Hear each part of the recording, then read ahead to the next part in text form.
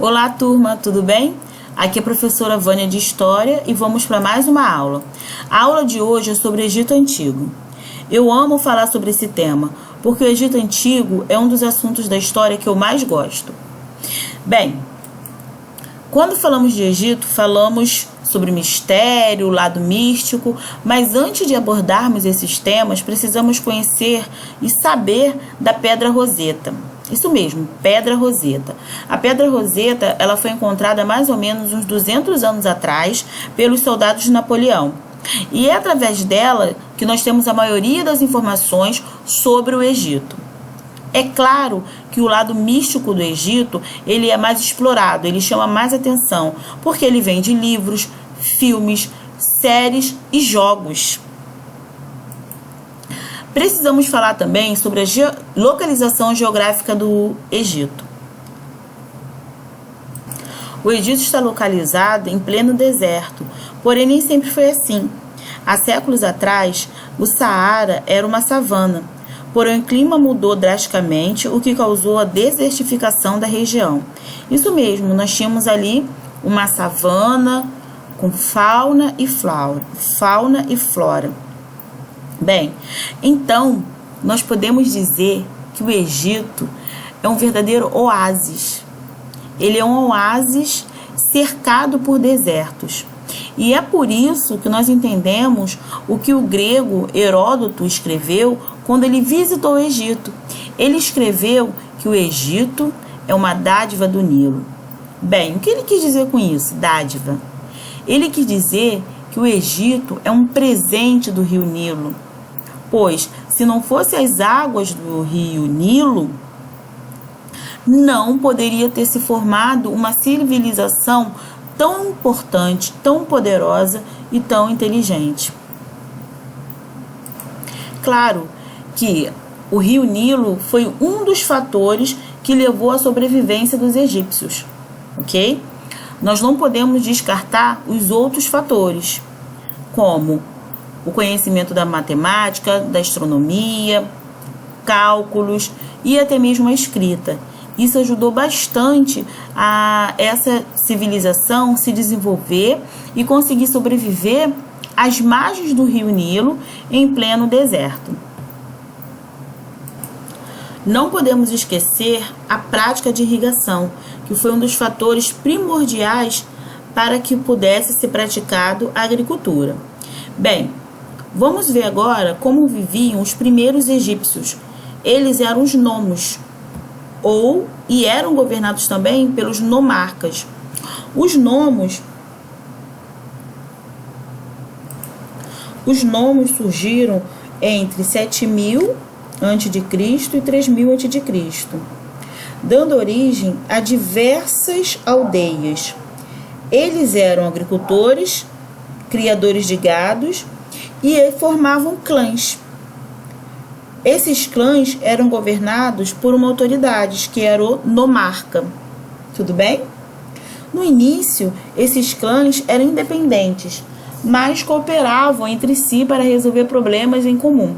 Por volta de 3000 a.C., todos os nomos se unificaram sob a liderança de um único governante, Menes, que passou a ser conhecido como faraó. Isso mesmo, Menes foi o primeiro faraó. O faraó era considerado um deus vivo. Ele era a reencarnação do deus Horus. Esse deus ele tinha uma aparência, ele tinha a cabeça de um falcão. Ele era chefe político e religioso. Por isso que nós falamos que a sociedade egípcia ela era uma sociedade teocrática, que significa governo de Deus, porque eles misturavam a política com a religião. Nesse sistema político, os governantes são considerados representantes dos deuses ou a própria encarnação de uma divindade. O faraó também era chefe do maior exército e da justiça. A maior parte das atividades era controlada pelo Estado, como a construção de obras públicas, o comércio e outras regiões, a agricultura e o artesanato. O faraó contava com o auxílio de diversos funcionários, como inspetores do tesouro, dos celeiros, do gado e etc.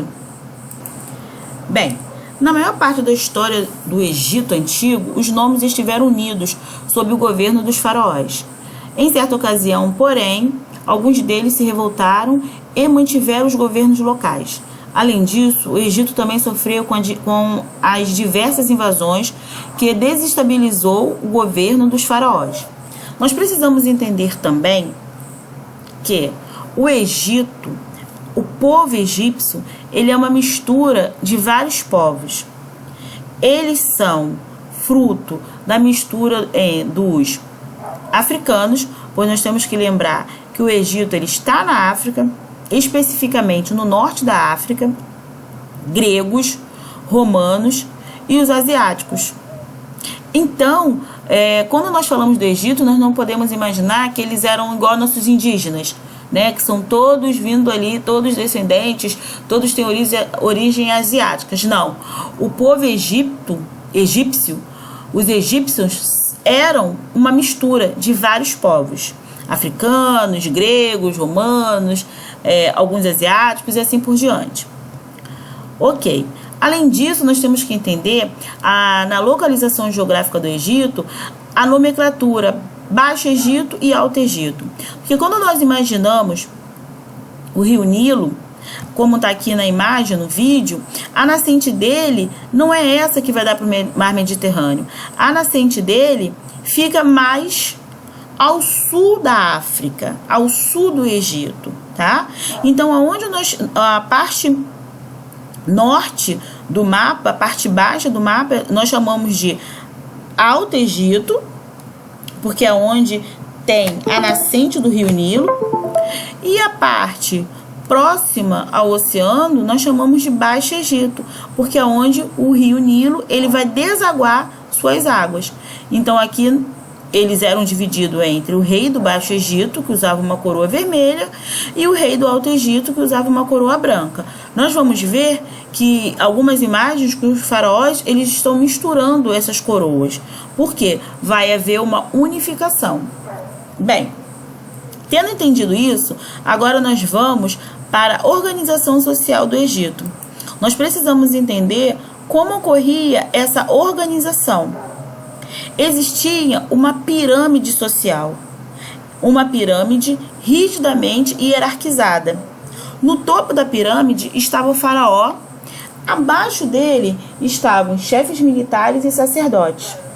Logo depois nós tínhamos os administradores e escribas, os camponeses e na base da pirâmide nós temos os escravos. Claro que nós temos que saber a função de cada um deles. Por exemplo, chefes militares. Os chefes militares eram os responsáveis pela segurança do território egípcio. Os sacerdotes eram os responsáveis pelos cultos religiosos, pela administração dos templos, e eles também exerciam grande influência sobre a população, e eram eles que faziam os rituais de mumificação. Eles tinham até um certo domínio sobre o faraó. Depois nós temos os administradores. Eles eram responsáveis pela administração do Estado. E os escribas cuidavam dos registros das contas, dos impostos recebidos e assim por diante. Os camponeses eram chamados de felas ou felais. Eram obrigados a entregar uma parte da sua produção para o Estado, a fazer trabalhos solicitados pelo faraó na época das cheias do rio Nilo, construir obras de dique, irrigação e assim por diante. E os escravizados eram aquelas pessoas que viviam ali no Egito. A maioria deles eram estrangeiros, como africanos, de outras regiões, asiáticos, hebreus, entre outros grupos. Muitos deles eram aprisionados nas guerras ou obtidos como forma de pagamento aos governantes egípcios e escravizados. A eles eram destinados trabalhos mais pesados, como a mineração e o carregamento de pedras. Bem, quando nós falamos em camponeses e o trabalho de irrigação, nós temos que entender que a inteligência e o conhecimento matemático e o conhecimento da astronomia, dos astros, vai fazer com que os egípcios eles desenvolvam uma potente forma de irrigação. Eles irão construir diques, irão reservar água para quando ocorrer as cheias do rio Nilo, eles terem águas reservadas para o restante do ano. É interessante também quando a gente fala do rio Nilo, porque quando acontecia as cheias, que os egípcios aprenderam a prever através da observação dos astros, ele inundava todas as suas margens. Então toda a margem do rio Nilo, elas ficavam inundadas, cheias de água. E conforme ele ia baixando, aquele solo que ficava um solo rico de uma espécie de humo, um tipo de adubo, cheio de restos de vegetais e animais. E ali os egípcios praticavam facilmente a agricultura. Eles não tinham nem trabalho para plantar, porque tudo que eles jogavam ali era facilmente cultivado. E quando a gente fala de irrigação e de cultivo, isso já nos faz lembrar do trabalho. Como era feito o trabalho e o comércio no Egito Antigo. Bem, pelas imagens aqui no vídeo, você pode observar que o Egito sempre dependeu do rio Nilo, não é mesmo? E a proximidade do rio Nilo fazia com que a terra fosse propícia à plantação de vários alimentos, lentilha, cebola, pepino e etc. Também era fácil e propícia à criação de animais. Os egípcios também caçavam e pescavam e utilizavam com frequência uma planta chamada papiro, com a qual confeccionavam cestas, sandálias, cordas e assim por diante. Além de contribuir para o desenvolvimento da agricultura, o rio Nilo foi uma importante via de comunicação para os egípcios realizarem trocas comerciais. Os egípcios não se importavam com estradas, com nada disso, porque eles tinham ali o rio Nilo, que é enorme e que cortava toda a extensão do Egito. Então, tudo que eles precisavam transportar, na maioria das vezes, eles transportavam através de barcos pelo rio Nilo. Eles praticavam também o comércio interno e também importavam diversos produtos de outras regiões, como madeira, ouro, bronze, marfim, incenso e peles de animais. E é claro que eles tinham contato ali com os hebreus e com os gregos. O hieróglifo era a forma que os egípcios usavam para escrever. Era escrita egípcia. Então, eles conseguiam anotar tanto os rituais religiosos, porque existia o livro dos mortos, onde tudo era escrito ali, tudo que a pessoa precisava fazer para conseguir ir para o além-morte. E também eles usavam no comércio, porque para que eles conseguissem realizar as transações comerciais, eles precisavam fazer uma anotação, eles precisavam de uma contabilidade, eles precisavam anotar os impostos recebidos, a quantidade de produtos, de alimentos armazenados e assim por diante.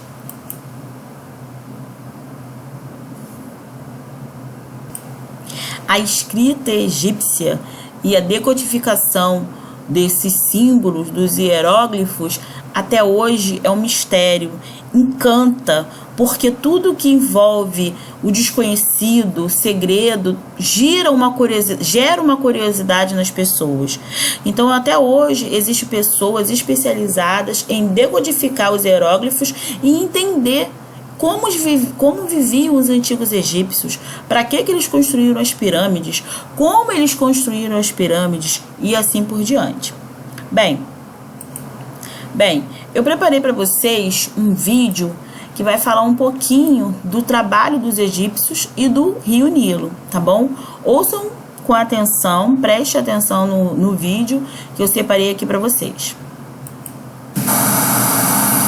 Pode uma expansão territorial e econômica sem precedentes. Uma rede de portos e canais foi construída para aproximar regiões distantes e irrigar uma paisagem desértica. Barcas enormes tornaram-se os caminhões da época e os canais formavam o equivalente a um sistema rodoviário interestadual. Egyptians didn't really need to worry about roads or wheels because they had the Nile, because the river would flow south to north and then produce the wind from north to south. Then the Egyptians would dig canals to get you your east-west direction and again if you wanted to go anywhere else. So they were great canal diggers, and the engineers would construct canals that were kilometers and kilometers long. And this was used to transport all kinds of things, whether it was large numbers of people, whether it was grain, food, stone.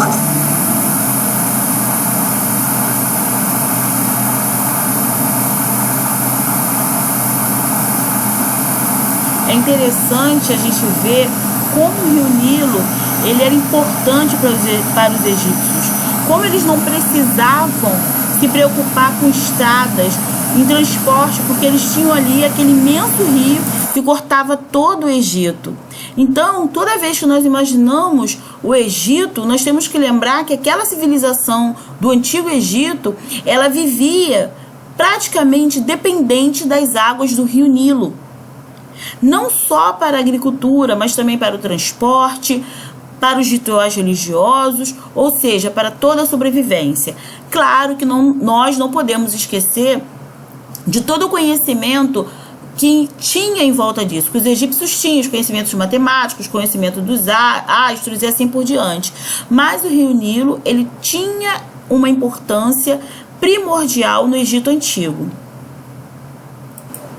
Então, quando a gente fala de Egito Antigo e fala do rio Nilo, nós também não podemos esquecer de outro assunto que é central, que está sempre no meio quando nós falamos de Egito, que é a religiosidade, os rituais religiosos, a religião egípcia, tá?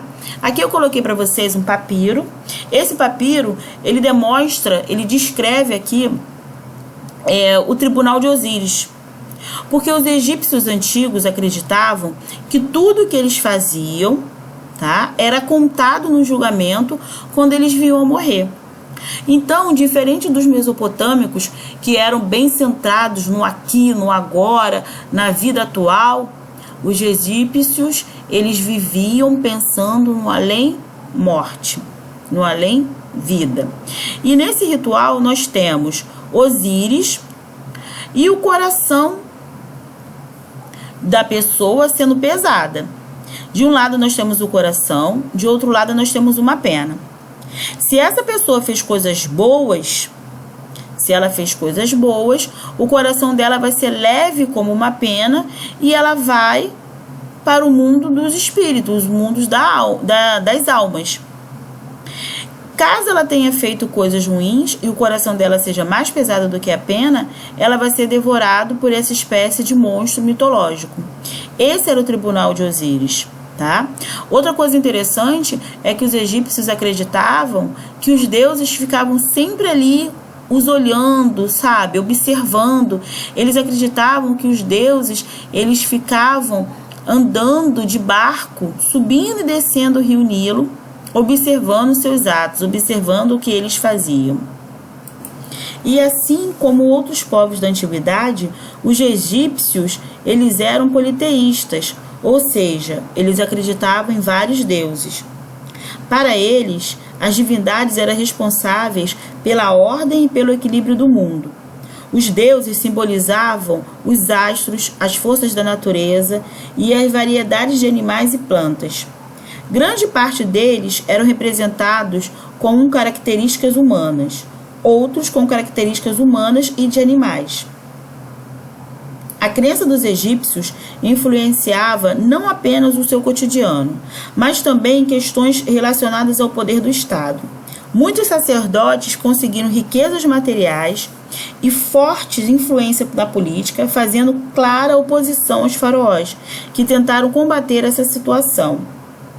Como nós havíamos falado, os faraós, os sacerdotes, eles manipulavam a população e ficavam ali com isso enriquecendo, até porque eles eram responsáveis dos rituais de mumificação, que para um povo que preza tanto a vida após a morte, o ritual de mumificação era muito importante. Bem, A gente está falando aqui de vida após a morte. Mas o que isso significa?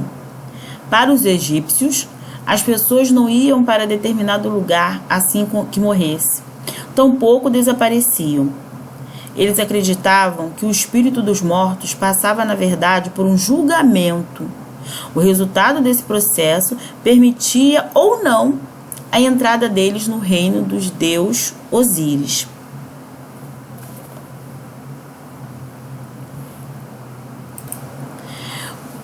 Osíris tinha sido um faraó, tinha governado o Egito como rei e foi assassinado pelo invejoso irmão Sete. Após muitas aventuras, Ísis, a esposa de Osíris, conseguiu trazê-lo de volta à vida. Os egípcios acreditavam que, em razão disso, também eles viveriam depois da morte, numa terra governada por Osíris. Então, por isso, eles faziam de tudo para passar no tribunal de Osíris. Aí, gente, devido a essa crença na vida após a morte, eles desenvolveram a mumificação. Isso mesmo, mumificação. Eles preservavam os corpos dos entes queridos, falecidos, para que esses pudessem usufruir da vida do governo de Osíris. Ok? E esse ritual era primeiramente feito apenas pelos faraós, pelos sacerdotes. Depois ele foi ficando popular e toda a população começou a fazê-lo. Porém, nós temos que saber que a mumificação egípcia ela acontece bem antes desse ritual, pois as primeiras múmias, as múmias mais antigas, foram encontradas na areia do deserto, porque os egípcios, quando morriam, principalmente os pobres, né, os camponeses, os escravos, eles eram jogados na areia do deserto. E lá, a própria areia do deserto, devido à sua alta temperatura e à sua quantidade concentrada de sal, ela dissecava o corpo e acabava sendo mumificado. Nós temos exemplos de uma múmia que foi encontrada assim. Uma não, várias múmias que foram encontradas na areia do deserto. Outra coisa que nós temos que saber, que a mumificação não era um processo barato. Não era qualquer pessoa que podia fazer. Ela era um processo caro. E também tinham dois tipos de processo. O mais caro era que o faraó e sua família realizavam e os sacerdotes também.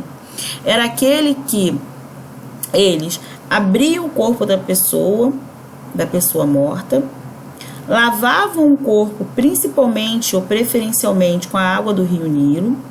Em seguida, era retirado os órgãos internos, como intestino, estômago, fígado, pulmão e assim por diante. Esses órgãos, eles eram retirados e guardados em vasinhos, que eram os canopos, ok? Vasinhos com imagens de animais e de deuses. Só que o cérebro, gente, por incrível que pareça, para os egípcios não tinha importância. Ele era descartado. Era enfiado tipo uma cândula, um arame nas narinas. Ali era cutucado o cérebro, esse escorria pelo nariz e era descartado. Mas o coração era guardado, era ali preservado, pois eles achavam que o coração era a fonte da inteligência. Depois disso, eles enchiam o corpo de linho para manter a aparência e reconstituir. Depois, eles passavam sais de preservação, resinas e óleos. Eram usados também para manter a pele do morto. Finalmente, o corpo era envolvido em faixas de linho e colocado em um sarcófago. Normalmente, as múmias egípcias, elas foram encontradas junto com joias, alimentos, perfumes e outros bens, porque eles acreditavam que o morto fosse precisar de seus bens materiais para viver no mundo ou no reino de Osíris. Interessante como eles viam o mundo espiritual, é como se fosse um mundo paralelo. E o morto ia precisar, né, do seu corpo físico, por isso que eles mumificavam, e de seus utensílios. E esses utensílios gerou uma grande corrida sabe? Um grande saque no século 18 e 19, principalmente. Porque os europeus, quando eles começaram a ir no Egito, descobrir que poderiam encontrar tesouros, houve assim vários saques, principalmente as pirâmides, aos sarcófagos e a área que nós chamamos de área onde há uma enorme concentração dos túmulos dos faraós, onde foram encontradas várias múmias. Nessas áreas onde eram encontradas múmias dos faraós, principalmente, eram onde eram mais saqueadas, onde ocorria mais saques.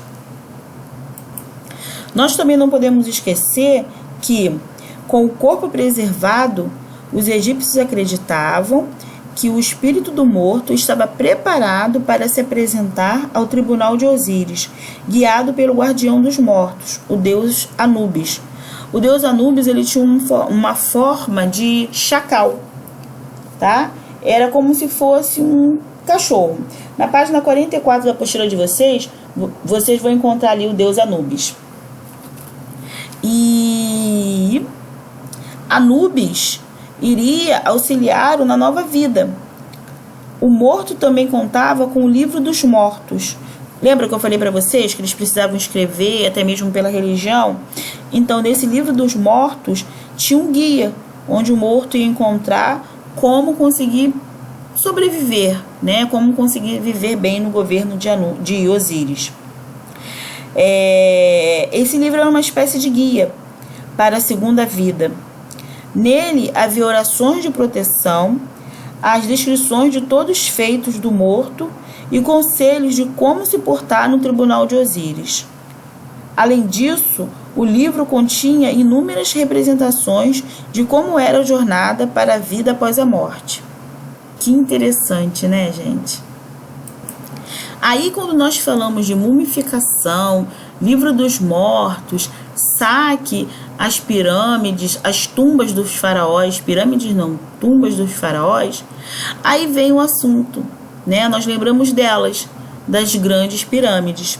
Essas enormes construções que foram consideradas uma das maravilhas, uma das 7 maravilhas do mundo antigo, e elas ainda são poucas, tá? Uma das poucas maravilhas que ainda existem, que não foram destruídas, que não foram depredadas pelos seres humanos. Então, quando nós falamos das pirâmides, é interessante a gente prestar bastante atenção que a religiosidade egípcia influenciou também no desenvolvimento da arquitetura. Como eles acreditavam na vida após a morte, eles se dedicaram à construção de templos e túmulos. Entre essas construções, destacam-se as pirâmides, usadas como túmulos para os faraós e consideradas como casas para a eternidade. As pirâmides mais conhecidas são as dos faraós Quéopes, Niquerinos e Quefren, localizadas em Gizé. Gente, nós temos que prestar atenção quando nós chamamos as pirâmides de túmulos para os faraós, porque há historiadores modernos que discordam dessa teoria. Porque, como eu falei para vocês, no século XVIII, século XIX, as pirâmides elas foram altamente saqueadas, elas foram invadidas pelos europeus e os túmulos dos faraós também foram invadidos. Então, com essas invasões, gerou-se aí uma pesquisa, análise, e foi comprovado que nenhuma pirâmide tinha uma múmia. Então, se a pirâmide era túmulo do faraó, por que nenhuma delas foi encontrada nenhuma múmia? As múmias não estavam ali, ok? Então, recentemente, alguns historiadores afirmam que as pirâmides elas não eram os túmulos dos faraós, ok? E também, além desse fator, além dessa discrepância em relação ao significado e o objetivo da construção das pirâmides, existe aí um mistério de como elas foram construídas. Porque se vocês observarem, vocês vão ver no vídeo que eu separei, elas são construções imensas, no meio do deserto. Naquela época, os egípcios eles não usavam a roda. Então, eis a pergunta: como eles conseguiram carregar aquelas pedras para construir essas pirâmides, que tinha pedra que chegava a pesar 40 toneladas? Existem várias teorias, tá? Existe uma teoria em que essas pedras elas foram rolando, foram sendo puxadas, né, com tipo uma espécie de prancha pela areia molhada. Existe uma teoria que eles usavam, foi usado até elefantes para carregar essas pedras. Existe uma outra teoria em que os egípcios eles esperavam as cheias do rio Nilo, botavam, né, cuias cheias d'água, vasilhames com água, enrolados e amarrados nas pedras, para que elas flutuassem, para que elas chegassem até o deserto. Eles fizeram tipo um esquema de irrigação, com canais cheios de água, para levar essas pedras até o local onde foram construídas as pirâmides. Existe também a teoria que elas foram construídas mais ou menos aí em torno de 30 a 20 anos. Levaram para ser construídas de 20 a 30 anos, ok? Foi o tempo que os historiadores afirmam que elas levaram para ser construídas. Porém, nós temos que pensar se eles construíssem essa pirâmide em 30 anos, eles teriam que trabalhar 365 dias do ano, 12 horas por dia, e deveriam colocar no lugar uma pedra a cada 3 minutos. Ou seja, é um pouco irracional, tá? Então, resumindo, não há uma explicação sólida e única para a construção das pirâmides, e muito menos para que elas serviam. Qual era o objetivo das pirâmides? Ainda não temos uma explicação sólida sobre isso. Lembram que eu falei que nas pirâmides não foram encontrados nenhuma múmia? Então, alguns historiadores afirmam que isso foi para evitar a ação de saqueadores. Então, os faraós passaram a ser sepultados, passaram a ter seus túmulos sepultados em lugares mais profundos, tá? Escavados em rochas, que ficaram conhecidos como hipogeus. E o local onde ficava o conjunto de hipogeus foi chamado de Vale dos Reis, e 28 faraós foram sepultados neles. Então, a maioria das múmias dos túmulos dos faraós foram encontrados nos Vales dos Reis. Bem, como eu falei para vocês, os egípcios eles desenvolveram vários conhecimentos. A complexidade da sociedade egípcia pode ser notada pelos conhecimentos desenvolvidos por esse povo. Nos templos, por exemplo, existiam escolas destinadas à formação de funcionários do Estado, onde se ensinavam rituais, arquitetura, medicina e astronomia. Com base nos estudos da astronomia, os egípcios criaram um calendário solar importante para as atividades agrícolas, com 365 dias e a divisão do ano em 3 estações. Eles também tinham conhecimento de geometria e de matemática, e com isso eles calculavam as cheias do rio Nilo e aonde essas cheias iriam atingir. E também foi através disso que eles construíram as enormes pirâmides. Além disso, conhecia o sistema de circulação sanguínea, técnica de anestesia, noções de oftalmologia, odontologia e cirurgia. Muito disso devido à prática de mumificação. Tinham também conhecimento sobre propriedades curativas de medicamentos de origem vegetal e animal. Não podemos esquecer, gente, além de todo esse rico conhecimento que os egípcios tinham, que eles faziam cirurgias que até para os nossos dias são cirurgias mais requintadas, mais sofisticadas. Foi encontrada uma múmia com uma prótese no pé, uma prótese do dedão do pé. Okay? Eles tinham noção assim de higiene. Como eles moravam no deserto, e os desertos nós sabemos que é cheios de insetos, enfim, eles cuidavam da pele, eles passavam óleos no corpo para evitar a ação desses insetos. Eles usavam um lápis em volta dos olhos para evitar que a mosca dos olhos pousasse. Enfim, eles tinham noção de muitas coisas, ok? E outra coisa interessante sobre os egípcios é o reino Kush. O reino Kush era um reino formado de faraós negros, assim dizendo, né? Eles vieram eles ficavam ali mais ao norte da África, onde se localiza o atual Sudão. Eles também eram chamados de Império Kerma.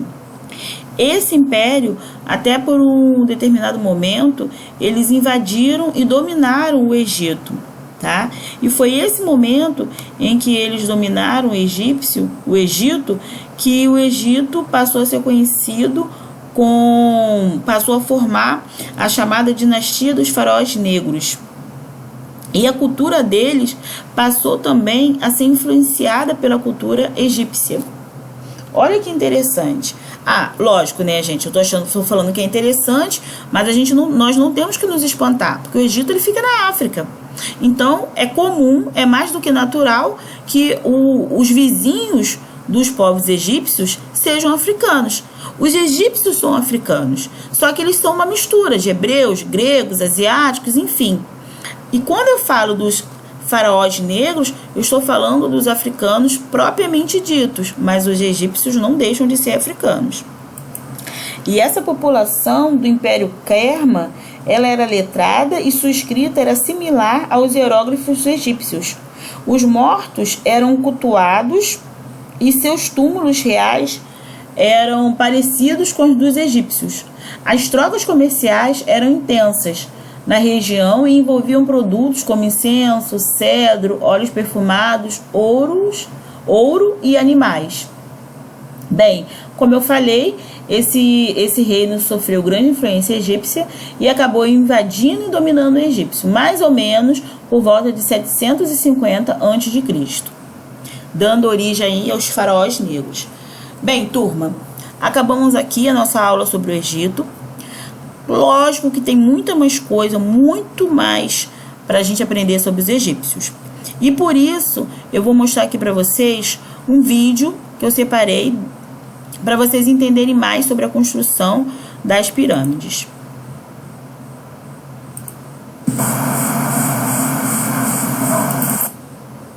Então, esse vídeo que eu coloquei para vocês aqui, ele mostra a primeira teoria, que é a teoria onde as pirâmides elas foram construídas através de muito trabalho escravo, através de muita mão de obra, onde as pessoas elas arrastavam as pedras. Se você olhar, você vai ver que os escravos estão arrastando as pedras, pirâmide acima.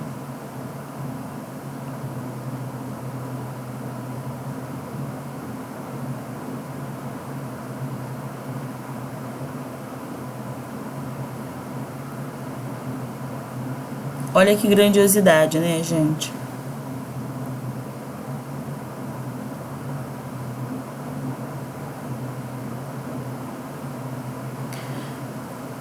Aí nós temos aqui uma representação dos escravos trabalhando para a construção daquela enorme pirâmide. Daquelas enormes pirâmides.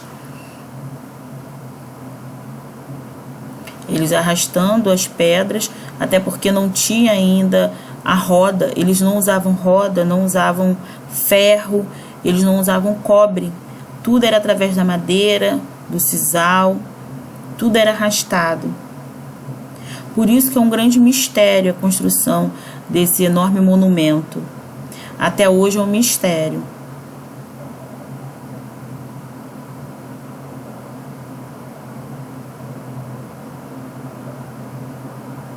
Nós temos aqui uma datação aproximada mais ou menos de quantos anos levou para se construir cada pirâmide.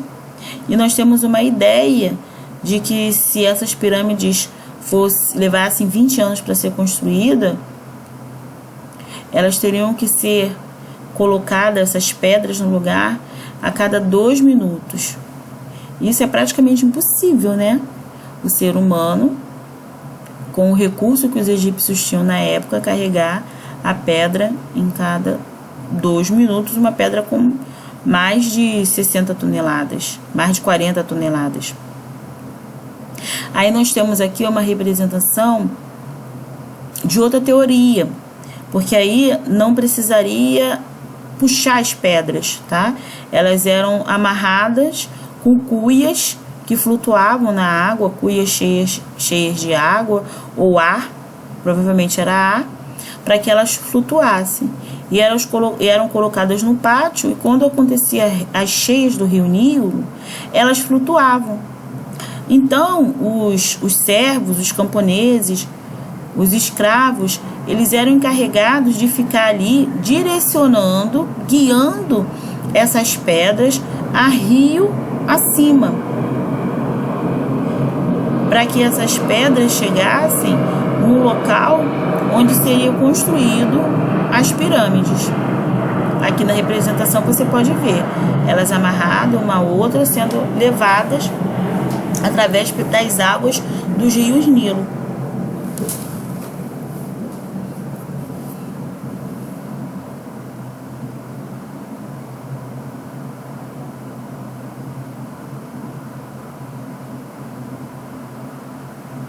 Quando ela chegava no seu local de origem, os escravos, os servos ali ficavam direcionando para que elas... lógico, existia toda uma preparação, toda uma preparação para que essas pedras pudessem passar por esses canais e ir para o local onde era feito as construções. Então, se você pensar bem, os egípcios, eles não tinham a roda, não tinham ferro, mas eles tinham uma ideia, eles tinham um conhecimento amplo de irrigação. Então, para eles fazer túneis, canais de irrigação, onde que eles pudessem levar essas pedras, fazer com que as pedras flutuassem, era fácil, né? Era simples para eles. Bem, acabamos aqui esse vídeo aula sobre o Egito. É claro que existe muito mais coisa sobre o Egito que a gente vai conhecer, muito mais curiosidades que nós vamos vendo aos poucos. A gente poderia fazer uma aula enorme falando sobre cada faraó, tá bom? Mas eu espero que esse vídeo tenha sido bastante esclarecedor, e eu sei que foi. Espero que vocês fiquem bem e até a próxima.